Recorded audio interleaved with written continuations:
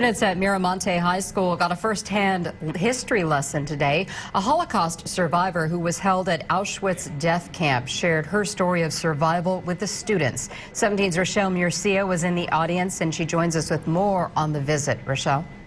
Well, Tammy, the students have been studying the Holocaust, but today they thought outside the books and saw that moment in history through the eyes of someone who lived it. When we arrived in Auschwitz, Every moment Paula Lebovics describes. and they slid open that wagon, they started to scream. Every student listening at Mira Monte High School hangs on to. We were tattooed. They left us stand naked for 24 hours. Lebovics was 10 when she and her family were captured in Poland and taken to the Auschwitz-Birkenau death camp. This picture is from right before they were transferred, the last taken of her family together.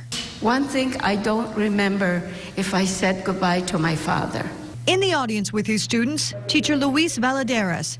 He wanted the teens to hear history, not just read it. You read a lot of facts, you read matter, like details, but you don't really get the human aspect of it. And unfortunately, as teachers, we don't really have the time to go over a lot of these personal stories. That's real motivation, that's real human spirit. It's inspirational to know that there's people like that out there. I do it for me, for them, and mostly that they see that what cruelty does and hatred does. Lebovics is a Holocaust studies advocate and shares her stories and pictures whenever possible.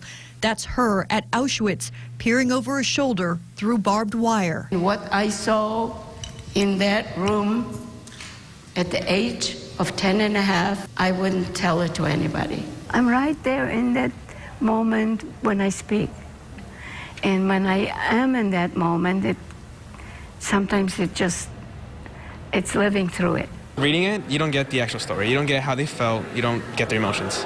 It just, when you listen to them, actually see them almost break down, it gives you a feeling, makes you want to cry too. From the historic horrors of the Holocaust, Lebovics' message to these students: you can make it past the moment. When I hear one kid saying, "Didn't you want to give up?"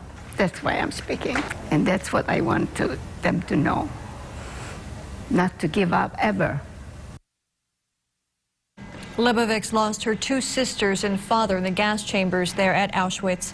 January marks 70 years since the liberation of the concentration camps. I'm Rochelle Murcia, 17 News.